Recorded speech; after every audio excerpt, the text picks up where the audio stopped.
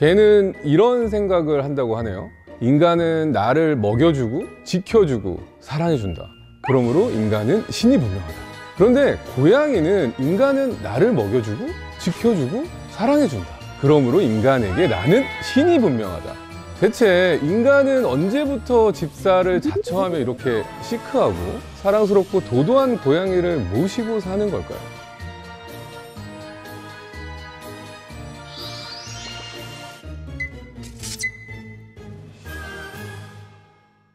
안녕하세요. 고양이 행동 전문 수의사 나응식입니다. 지금부터 고양이가 우리 곁에서 함께 하게 된 역사와 세상에서 가장 유명한 고양이 집사들의 이야기, 그리고 고양이와 함께 슬기롭게 살아가는 방법에 대해 알아보겠습니다.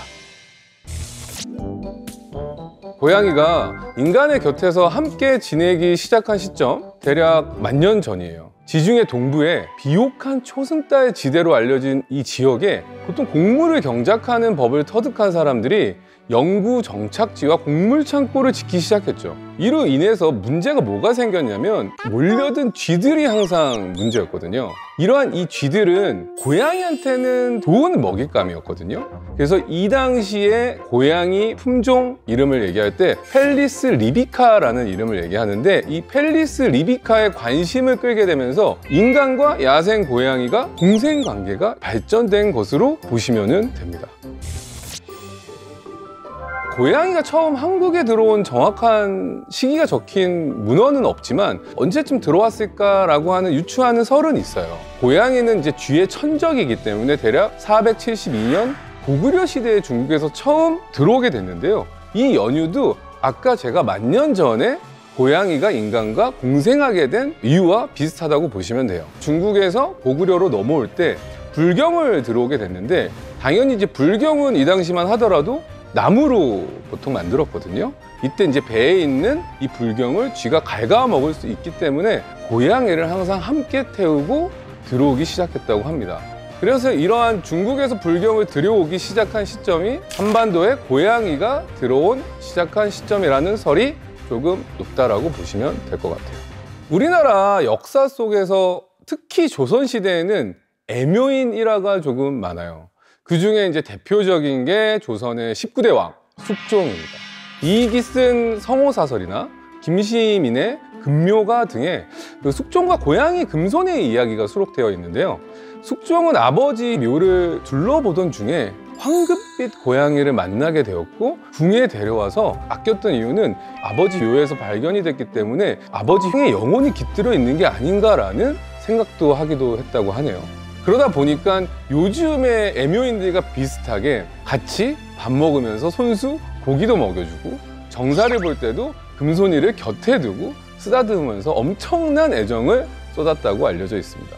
1720년 숙종이 세상을 떠나자 금손이가 밥을 거부하고 매일매일 울다가 13일 뒤에 같이 무지개 다리를 건넜다라는 유명한 일화가 있어요. 금손이는 숙종에게 되게 분리불안을 가지고 있었던 게 아닌가라는 생각이 들 정도입니다. 이렇게 둘의 각별함을 알았던 인원왕후의 좀 배려로 금손은 숙종의 묘 옆에 함께 묻혔다라고 해요.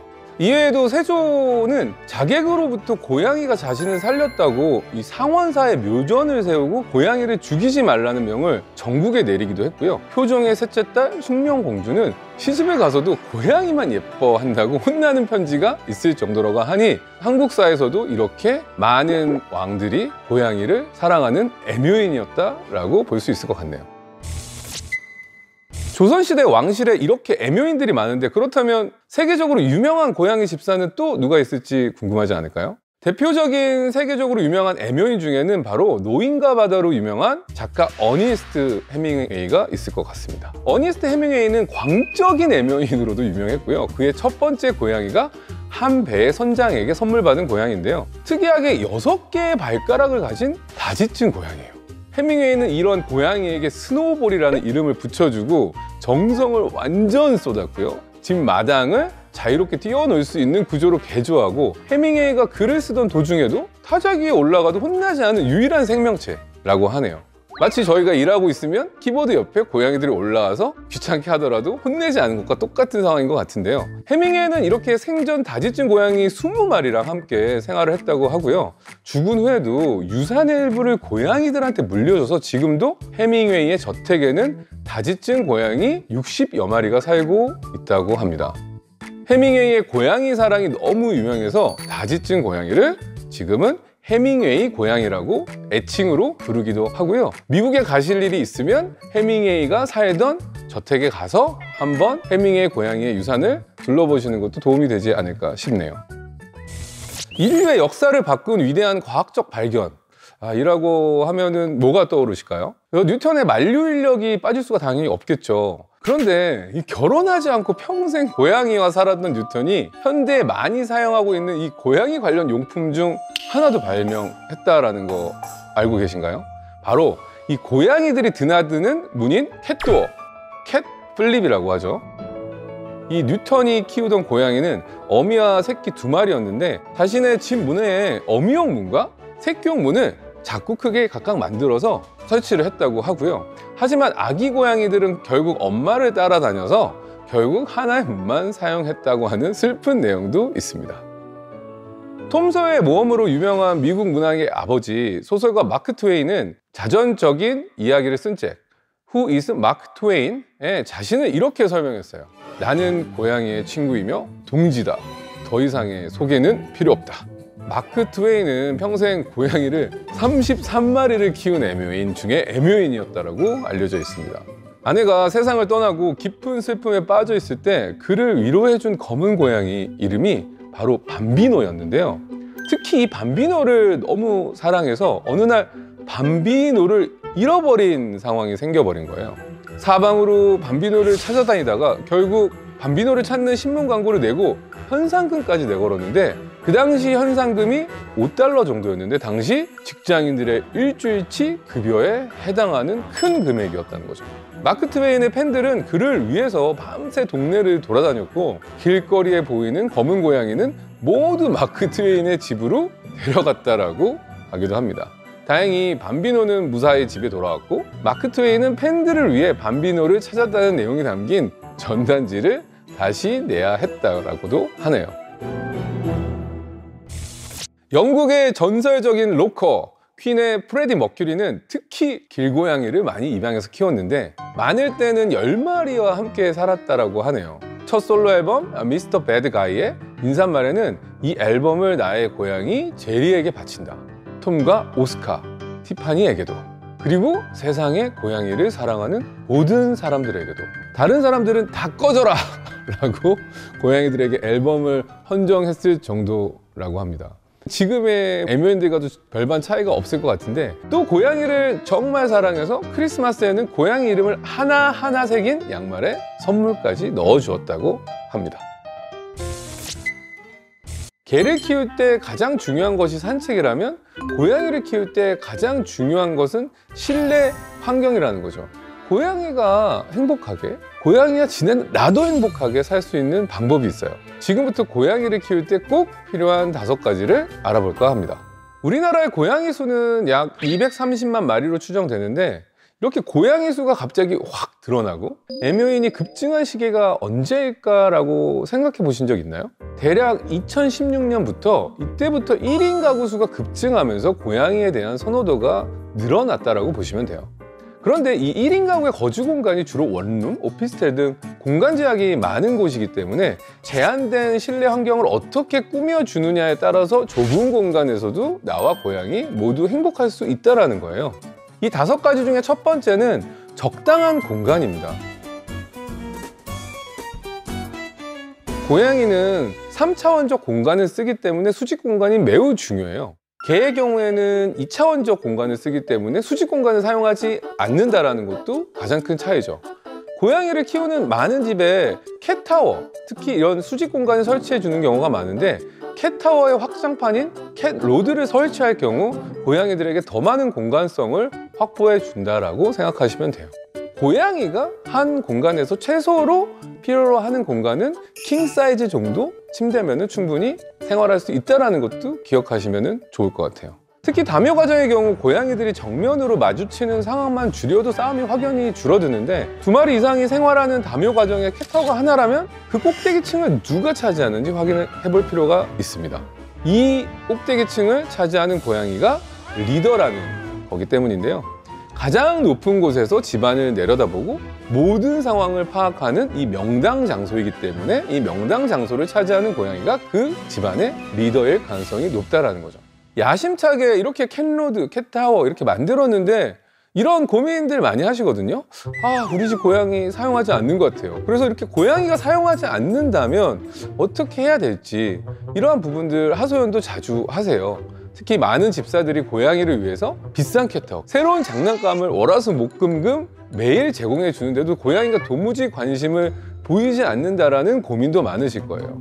근데 이러한 부분은 바로 동기부여가 전혀 없기 때문입니다. 고양이도 새로운 것을 마주하면 두려움을 느끼는 경우도 있고 호기심을 느끼는 경우도 있거든요.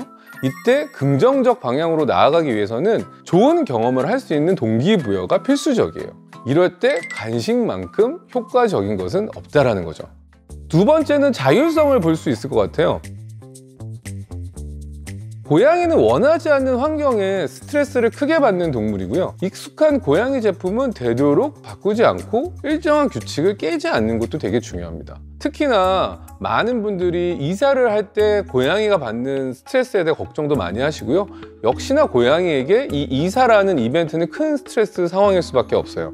그런데 이때 이사 때 보호자님이 새로운 집으로 가기 때문에 새로운 물건들을 다 바꿔준다 라는 것은 고양이한테는 또 다른 스트레스를 줄 수 있다는 거죠. 고양이가 스트레스를 덜 받게 하기 위해서는 무조건 새롭고 더 좋은 물건으로 다 바꿔주지 마시고 단계적으로 고양이가 익숙해지는 상황에 따라서 하나씩 교체해 주시는 것이 좋다는 거 기억하시면 좋을 것 같아요. 세 번째, 정숙함입니다.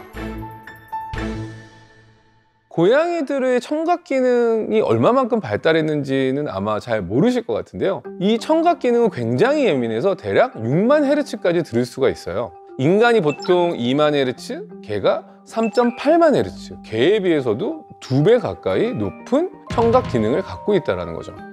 그래서 핸드폰 벨소리, 초인종, 층간소음, 드라이기, 청소기 소리 등 생활소음에 굉장히 민감해서 숨거나 공격성을 보이기도 하기 때문에 소음에 덜 노출될 수 있는 숨을 공간이 절대적으로 필요하다는 거죠. 특히나 고양이를 목욕시킬 때 가장 중요한 것도 소리가 나지 않게 하는 건데요. 샤워기를 틀었을 때 나는 이 쏴 하는 소리, 이 소리를 줄이기 위해서 최대한 몸에 붙인 상태에서 물소리를 적게 해주는 것도 도움이 될 수 있을 것 같아요. 초보 집사들이 특히나 가장 많이 하는 실수가 이렇게 샤워기를 갑작스럽게 트는 거나 자신의 머리를 말리기 위해서 드라이기를 막 틀어서 고양이에게 스트레스를 주는 상황인데요. 조금씩 들려주면서 간식 보상을 통해서 고양이가 두려움을 적게 가지게 하는 교육도 필수적이라고 보시면 됩니다. 네 번째, 영역 탐색을 생각할 수 있을 것 같아요. 제한된 실내 공간에서 고양이들이 행복하게 살기 위해서 충분히 냄새를 맡고 탐색할 것을 제공해 줘야 되는데요. 대표적인 게 사냥놀이입니다.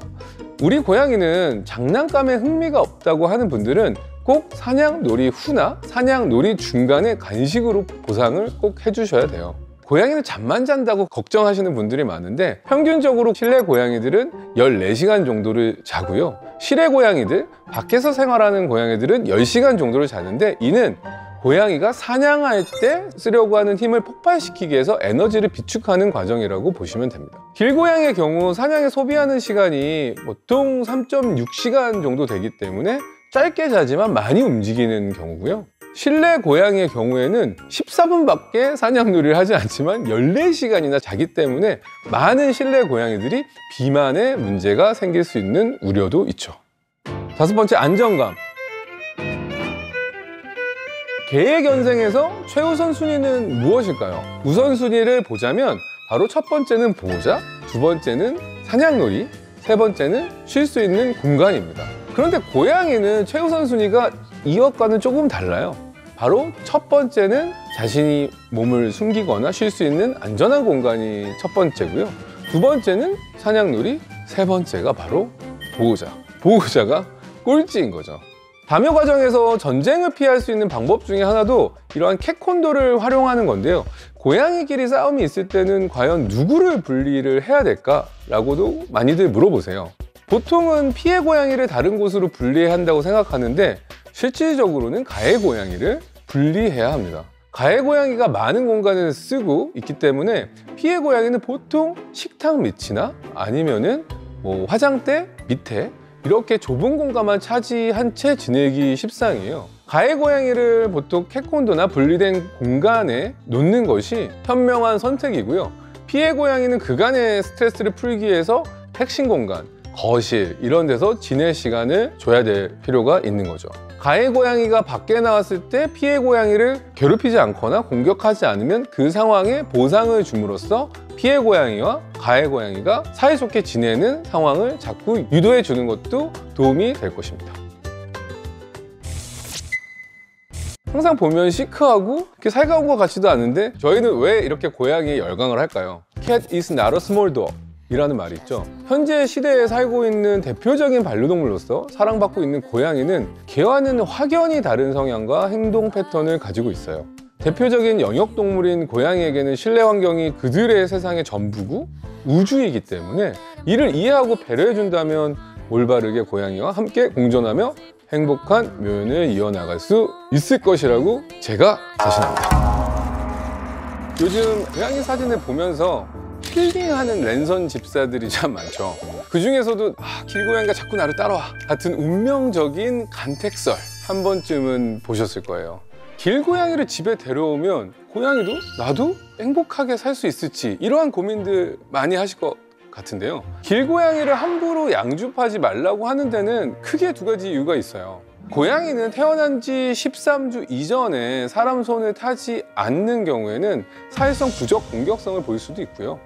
그래서 충동적으로 길고양이를 입양했다가 어려움을 겪는 사람들이 되게 많으세요. 막 고양이 만지지도 못하고 밥만 주고 다시 이 아이를 돌려보내줘야 될까라는 고민하시는 분들이 정말 많습니다. 그런데 낯선 냄새를 한번 묻히면 자신의 영역으로 다시 돌아가기가 힘든 거죠. 고양이는 영역동물이기 때문에 그 공간에서 지내던 자신의 삶이 있었거든요.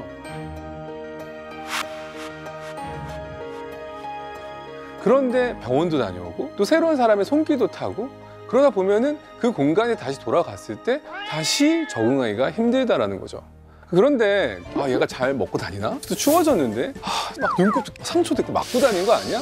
어떻게 도와줘야 돼? 이런 고민들을 하실 것 같아요. 적절하게 포획하고 근처 병원에서 간단한 처치나 검사를 해보라고 조언을 할 수 있을 것 같아요. 그 다음은 어떻게 하는 게 좋을까요? 제 대답은 다시 제자리에 돌려보내는 거입니다. 길에서 태어난 아이들은 자신들만의 삶이 있기 때문에 어떻게 보면은 일생을 길에서 보내는 게 조금 더 나을 수도 있고 나는 조력자로서 이 고양이들을 돌봐주는 정도에서 머무르는 것도 나쁘지 않을 수 있다는 사실을 명심하실 필요도 있어요.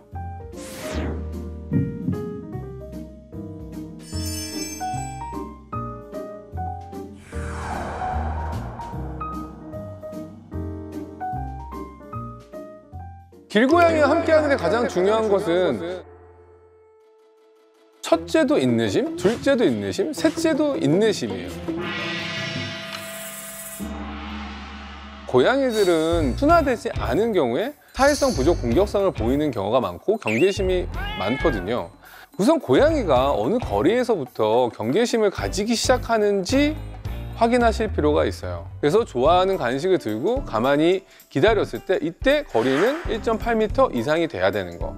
눈은 되도록이면 절대 마주치지 말고 쪼그려 앉은 상태에서 가볍게 쳐다보는 정도가 좋습니다. 그래서 길고양이가 실내에 들어와서 적응을 할 때는 오롯이 혼자서 사용할 수 있는 공간을 만들어서 제공해 주는 것이 좋고요. 충분치 않은 경우라면 캣콘도 3층짜리 이렇게 있거든요.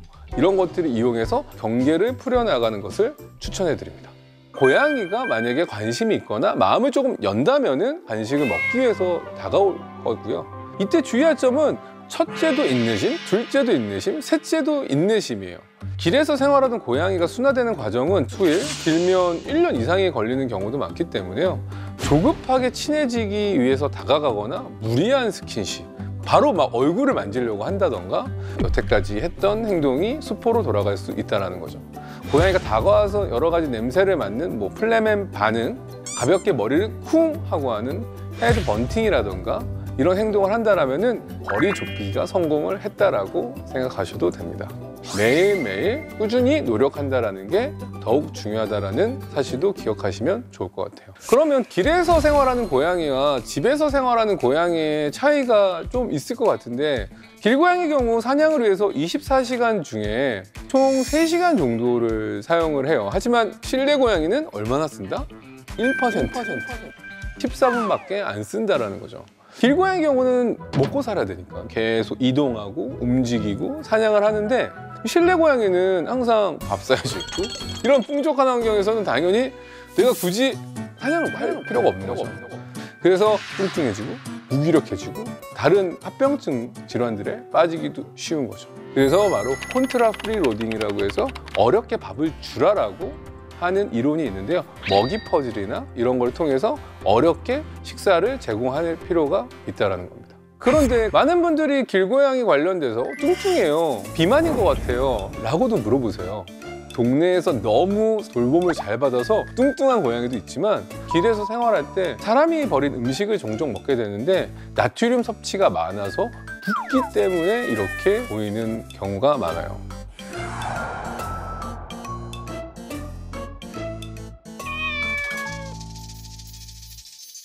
그리고 시각 차이가 조금 있을 것 같아요. 길에서 사는 고양이는 조금 원시일 가능성이 높고요. 집에서 사는 고양이는 근시일 가능성이 매우 높습니다. 길에서 살면 생존을 위해서라도 먼 곳에 있는 물체를 좀 더 빠르게 확인하고 판단해야 되기 때문에 자연스럽게 원시가 됐죠. 반면 집고양이는 멀리 있는 것을 볼 일이 그렇게 많지가 않아서 자연스럽게 근시가 됐다라고 보시면 돼요. 둘 다 또 공통점은 있어요. 바로 30cm 안에 있는 가까운 곳은 잘 못 본다라는 거예요. 간식 주려고 하면은 잘 못 찾고 딴 데를 갑자기 핥으려고 한다던가 이런 경우도 많이 보실 것 같아요. 가까이 있는 것을 잘 못 보기 때문에 수염이라는 센서를 통해서 30cm 안에 있는 것들을 파악한다는 것도 기억하시면 좋을 것 같습니다. 그런데 왜 이렇게 움직이는 낚싯대는 잘 잡을까? 신기하잖아요. 그거는 바로 동체 시력이 사람보다 4배, 5배 정도 발달했기 때문이에요. 가만히 있을 때는 잘 보지 못한다는 거. 제가 지금 빨간색 입고 있잖아요. 고양이는 바로 정록생명입니다. 그래서 저는 도시 속 고양이들은 이런 회색 도시 속에 살고 있다라고도 말하기도 해요.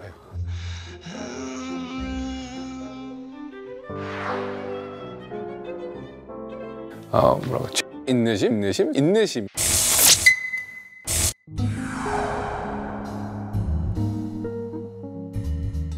저 야옹신 하면 시그니처 같은 주제, 바로 산책하는 고양이에 대해서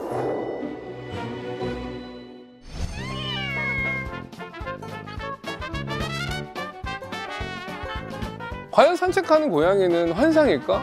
현실일까? 명확하게 말씀드리고 싶은 거는 반려동물과 산책을 원한다면 강아지를 입양하시는 걸 추천드려요. 개의 경우에는 본능적인 스트레스 해소를 산책을 통해서 풀지만 고양이의 경우에는 본능적인 거를 실내에서 풀 수 있고 영역동물이기 때문에 고양이에게 산책을 시킨다는 것은 스트레스를 받을 수 있는 상황들이 많을 수도 있어요. 그리고 3번 밖에 나가기 시작한 고양이가 생긴다면 계속 나가고 싶다고 보호자님에게 유척된다는 말 써도 돼요? 그래서 고양이가 계속 울어요, 문 앞에서. 나가야 되나? 라는 생각을 하시는 거죠. 특히 또 창밖을 보고 있는 고양이 보면 얘가 또 나가고 싶나? 밖에 막 이렇게 또 오해하시는 분들도 있는데, 고양이는 창밖을 보는 이유가 시각적인 자극을 통해서 사냥 본능 스트레스를 해소하고 있다는 거죠. 집에서 열심히 잘 놀아주는 것을 추천해 드립니다. 고양이를 데리고 나갈 때는 이동장 같은 것들을 통해서 안전하게 나가는 게 고양이에게 긴장감을, 스트레스를 낮출 수 있는 방법이라고 생각하시면 됩니다. 이러한 산책에 대한 열망은 고양이가 원하는 게 아니라 혹시 보호자님이 원하시던 것은 아닐까 한번 생각해 주시면 좋을 것 같습니다. 간혹 산책은 안 된다고 그래 야옹신 얘기했어. 그럼 집안과 바깥을 오가는 외출량에는 문제가 없는 거예요? 라고도 많이들 물어보시거든요. 고양이를 분리하자면요, 실내 고양이, 반외출량, 외출량, 실외 고양이, 이렇게 나눌 수 있을 것 같아요. 바로 1960년대까지만 하더라도 많은 고양이들이 이러한 외출량이 생활을 했었어요.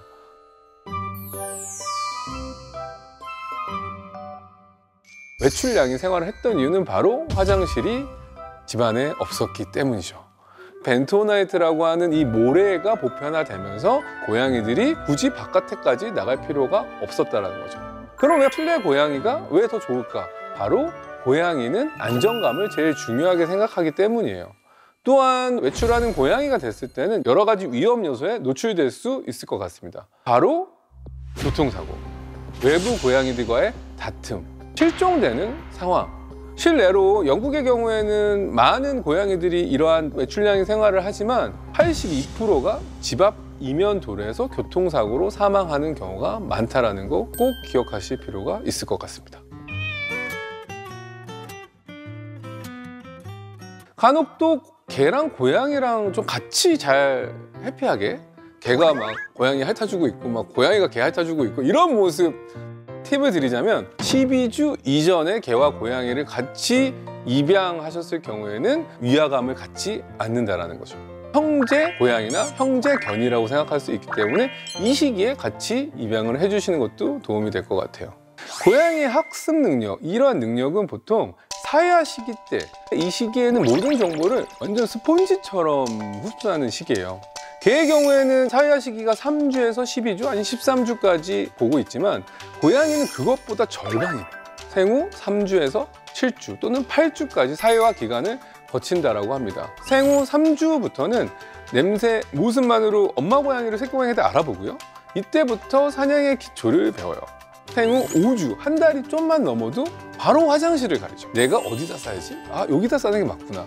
그리고 이 스크래칭을 해야 되는 시기 또한 5주부터 시작하기 때문에 내가 어디다 긁고 어떤 소재를 써야지 라는 것도 이 시기에 학습한다라고 보시면 됩니다. 또한 이 시기가 지나가면은요, 형제묘들과 놀면서 공격, 방어 기술 배우기도 하고요. 생후 7주 정도 되면은 대소변도 덮는 능력까지 생긴다고 하니까 고양이의 사회와 강아지보다 엄청나게 빠르다라고 보시면 됩니다. 특히나 이 3주, 8주 사이에서는 이 사회화 과정 시기에 가장 중요한 세 가지가 있어요.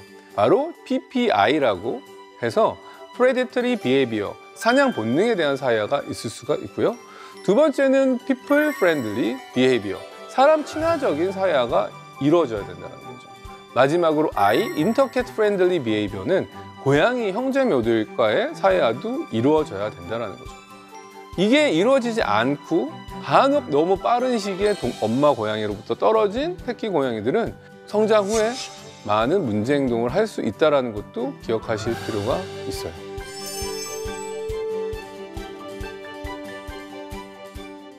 고양이가 내는 소리, 내는 울음에는 어떤 의미가 있는지 하나씩 좀 알아볼까 해요. 가장 대표적인 건 야옹이죠. 야옹. 근데 아셔야 될 건 고양이끼리는 바로 야옹을 잘 하지 않는다는 거. 사람과의 커뮤니케이션을 위해서 내는 소리라고 보시면 됩니다. 아, 나 여기 있어. 야, 이 정도라고 하고요. 보통 관심을 요구하거나 원하는 게 있을 때 야옹 야옹이라고 많이 하고요. 많이 하는 경우에는 정말 좀 찡얼거림에 가깝기 때문에 고양이한테 관심을 계속 줘야 되는 상황이 생기기도 하죠. 귀여운 야옹 이런 소리도 있지만 이 하악질, 하악질은 히싱이라고 해서 보통 히 거리는 소리거든요. 겁이 났을 때 방어적으로 내는 소리라고 생각하시면 됩니다.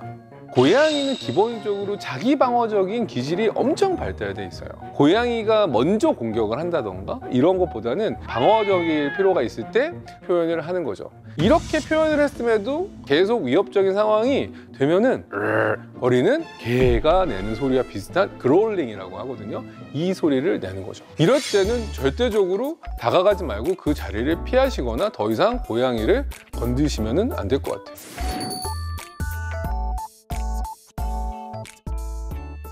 저희가 오늘 길고양이에 대한 이런저런 궁금증을 같이 한번 살펴봤는데요. 길고양이 새끼를 봤는데 어떻게 하면 좀 도와줄 수 있을까? 라는 질문들을 저한테 많이 하세요. 지속적으로 먼저 도와줄 수 있는지 스스로 먼저 물어볼 필요가 있습니다.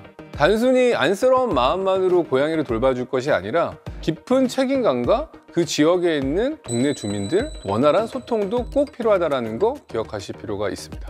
길고양이를 쉽게 지나치지 못하겠는 분들, 길고양이를 돌봐주시는 분, 동네에 고양이가 있는 거에 대해서 불편하신 분, 서로 이해하고 도움을 주면서 공존해 나갈 수 있는 방법을 찾았으면 좋겠습니다. 제가 많은 보호자님들이 저희 병원에 오셔서 진료 받을 때 가장 먼저 하는 질문이 있거든요. 바로 고양이 화장실 몇 개예요? 왜냐하면 고양이의 경우에는 삶의 질을 척도하는 가장 큰 기준이 되는 게 바로 화장실이라는 거죠. 고양이는 기본적으로 깔끔 본능을 가지고 있고요. 이러한 것들이 화장실에서 가장 극대화되기 때문이에요. 그렇기 때문에 화장실의 유무, 형태, 개수가 매우 중요하죠. 기본적으로 한 마리와 같이 생활한다고 하더라도 2개를 추천합니다. 그 이유는 고양이는 대변용, 소변용이 따로 있기 때문이에요. 2마리나 3마리 이상의 다묘 과정이 되는 경우에는 마리수보다 1개 더 화장실을 준비해 주실 필요가 있다는 거죠. 화장실이 1개인데도 잘 지낸다? 특히 다묘 과정의 보호자가 이렇게 말한다면 6개월 안에 집안 전체가 화장실로 바뀌는 재앙이 펼쳐질 수도 있어요. 왜냐하면 다묘 과정의 경우 화장실에 한 마리 있을 때 다른 고양이가 쳐다보고 있거나 갑자기 난입을 한다던가 이런 경우에는 심리적인 스트레스 때문에 화장실이 아닌 이불이나 소파, 바닥 같은 타일에다가 실수를 할 수 있다는 거죠. 고양이가 화장실 테러할 때 많은 분들이 갑자기 화장실 실수해요, 갑자기 러그에다가 실수해요, 침대에다가 싸요, 안 하던 행동을 해요 라고도 많이들 생각하시지만 고양이가 문제 행동, 특히나 화장실 소변 테러를 할 경우에는 참다가 터진다는 거 꼭 기억하실 필요가 있습니다. 그렇기 때문에 화장실은 많고 넓고 크고 깔끔함, 심리적인 상태가 매우 중요하다는 걸 기억하실 필요가 있습니다. 특히나 화장실의 모양을 생각하면요, 많은 분들이 뚜껑이 닫힌 도명 형태가 고양이한테는 더 좋지 않을까라고도 생각을 하세요. 그런데 고양이는 이 안전한 공간이라고 생각하기 위해서는 주위 시야 확보가 돼야 된다는 거죠. 그래서 오픈형인 화장실이 고양이에게 훨씬 선호되는 이유 중에 하나는 고양이가 볼일을 보는 내가 제일 취약한 상황에서 주의를 확보할 수 있어야지만 편안하게 화장실을 쓸 수 있다는 거죠. 고양이 화장실을 사용하다 보면은 자동 화장실을 사용하는 경우가 있으세요. 자동 화장실이 인간에게는 매우 편리할 수 있지만 오픈된 형태가 아니기 때문에 고양이는 일반 화장실을 더 선호할 수 있다는 거 기억하시면 좋을 것 같습니다. 제가 고양이 화장실을 이야기할 때는 사람과 입장을 바꿔서 생각을 하시면 된다라고 강조를 해요. 아무도 더러운 화장실을 쓰고 싶은 사람은 없을 겁니다. 그건 고양이도 마찬가지고요. 그래서 고양이 화장실에 대소변으로 뭉친 모래는 매일 치워주셔야 되고요. 자주 쓰는 화장실이라면 2주에 한 번 정도 전체 가리를 해주시고요. 자주 쓰는 화장실이 아니라면 한 달에 한 번 정도 전체 모래 가리를 해주시면 됩니다. 또 이때 주의하실 건 이 모래를 전체 가리해버리면 간혹 이전에 자신의 냄새가 나지 않아서 사용하지 않는 경우도 있기 때문에 기존에 쓰던 모래를 10% 정도 남아서 같이 새로운 화장실에 넣어주시는 게 친숙함을 고양이한테 제공할 수 있다는 거 기억하시면 좋을 것 같아요. 많은 분들이 고양이 입양하고 나서 소파나 가죽들이 남아나지 않는 경우가 너무 많다고 하소연하시는 경우가 많아요. 고양이의 문제 행동을 저희가 정의할 때는 고양이의 정상 행동인데 보호자님에게 피해가 가는 행동은 문제 행동은 아닙니다. 왜냐하면 고양이에게는 정상적인 행동이거든요. 고양이가 스크래칭을 하는 거 하루의 일과 중에 가장 중요한 행동 중에 하나죠. 왜냐하면 고양이는 영역동물이라서 영역이 제일 중요하다고 했잖아요. 고양이가 영역을 확인하기 위해서는 흔적을 다 남겨야 되는데 그 흔적을 바로 페로몬을 통해서 남긴다는 거죠. 그 페로몬은 얼굴 주위, 배, 등, 꼬리, 앞발에서도 나온다는 거예요. 그래서 스크래칭을 통해서 하는 행위는 자신의 공간이다라는 이름 써놓는 거랑 똑같기 때문에 그 공간 안에 있는 가구를 긁는다는 거는 대안으로 긁을 게 없기 때문에 긁을 가능성이 높은 거죠. 이러한 공간에 원활하게 페로몬을 묻히기 위해서 수직 스크래쳐를 배치해 주시는 것이 가구들이 손상되는 것을 막을 수 있는 방법 중에 하나입니다. 저희는 택배에 오면 너무 기분이 좋아하셔서 막 뛰어나가잖아요. 그래서 막 뜯었는데 어느 순간 보면 고양이가 비닐을 갑자기 핥고 막 장난치는 경우도 많을 거예요. 갖고 노는 것까지는 괜찮은데 먹어? 이러한 증상들이 나타나면은 괜찮을까요? 단순하게 호기심이 많은 고양이들은 이 바스락거리는 소리에 청각적인 즐거움을 얻는 경우도 많아요. 하지만 충분한 사냥놀이나 보상을 제대로 제공받지 못했던 고양이들은 비닐을 뜯어먹는 경우도 되게 많다라는 거죠. 이러한 무료함을 해소하기 위해서는 실내 고양이들한테는 충분히 냄새를 맡고 탐색할 것을 제공해 줄 필요가 있어요. 고양이의 장난감은 보호자가 같이 놀아줄 수 있는 상호놀이 장난감, 낚싯대가 이런 게 있을 수가 있고요. 두 번째는 혼자서 놀 수 있는 셀프 토이, 먹이 장난감이 있을 수가 있고요. 세 번째는 고양이의 행동을 유발할 수 있는 행동 유발 장난감들이 있답니다. 그래서 이렇게 무료함이 있는 경우에는 행동 유발 장난감들을 배치를 많이 해서 보호자님이 안 계실 때도 활동할 수 있게끔 시간을 만들어줄 필요가 있는 거죠. 단 기억하실 거는 이러한 행동 유발 장난감, 먹이 장난감이 있는 시간에는 밥그릇은 치워줘야 된다는 거.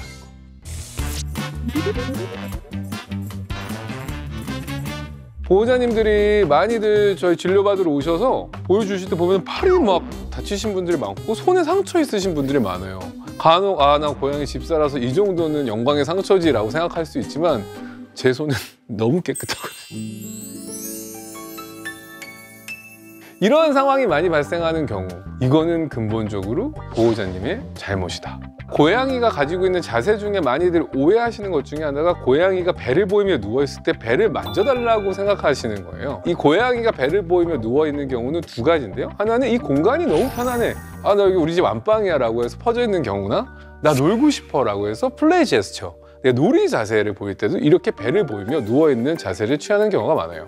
근데 어렸을 때 이 자세가 너무 귀엽고 그래서 보호자님들이 손이 가는 순간 고양이가 갑자기 뒷발을 빵 잡고 뒷발 팡팡 막 하고 막 입에다 넣고 뭐 난리가 나요.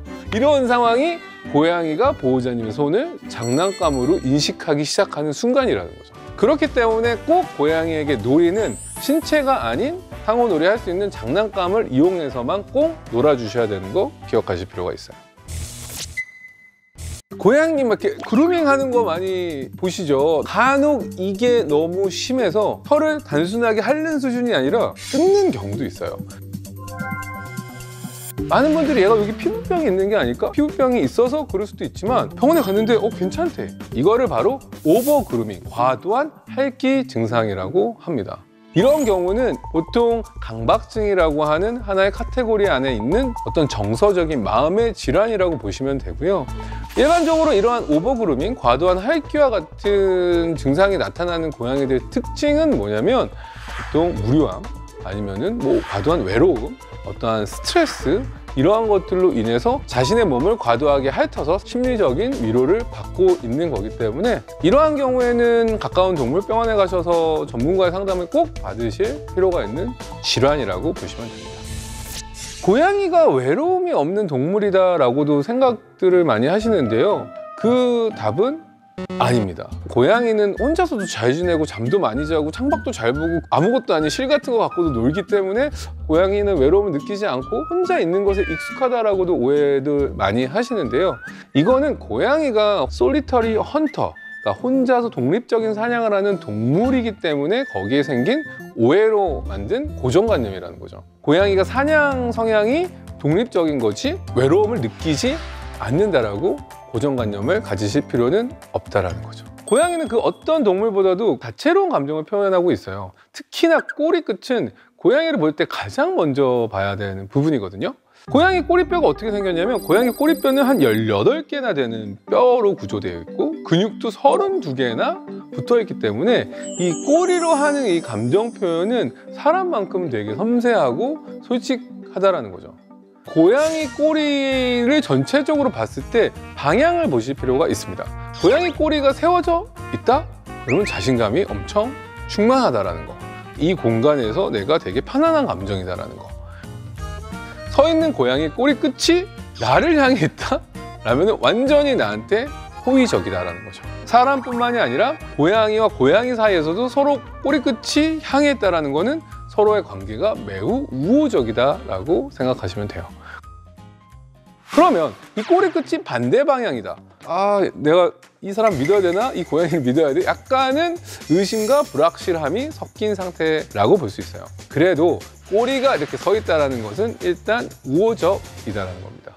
몸을 한껏 부풀리면서 꼬리를 치켜 세우는 경우도 있어요. 꼬리팡이라는 용어가 있기도 한데요.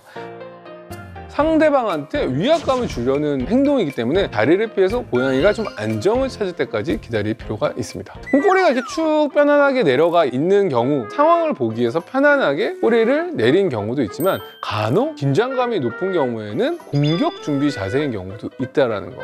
다묘 과정에서 이 자세를 취한 고양이 앞에 다른 고양이가 지나가면 갑자기 양양 펀치라고 하죠. 이런 포즈를 취한 고양이를 볼 경우에는 재빨리 다른 고양이들이랑 분리하거나 다치지 않도록 이불 등으로 고양이를 덮는 게 도움이 되실 수 있습니다. 꼬리를 말아서 배 쪽으로 숨긴다라는 거는 나는 상당히 공포심에 빠져 있다라는 거죠. 이럴 때 다가가서 만지려 한다던가 말을 건다라는 거는 고양이가 더 공포심을 가질 수 있기 때문에 그냥 잠시 자리를 떠서 고양이가 혼자 진정할 수 있게 놔두는 것이 도움이 됩니다. 꼬리가 이제 지면과 이렇게 평평하게 될 때도 있거든요. 꼬리와 지면이 평평하다. 빠르게 태세를 전환할 수 있도록 취하는 자세라는 거. 어느 순간 꼬리를 세워서 자신감을 보일 수도 있고 다시 꼬리를 말아서 내가 자신을 방어할 수도 있을 수 있는 상황이라는 거죠. 고양이가 보호자님에게 최고의 기쁨을 표현하는 꼬리 표현은 바로 꼬리를 세워서 부들부들 떠는 것이에요. 그러한 자세를 취하고 기다리고 있던 고양이를 보게 된다면 어떤 순간보다 많은 사랑을 전해주시면 될 것 같습니다. 알다가도 모를 고양이의 감정, 그리고 고양이의 마음에 대해서 이야기를 해봤는데요.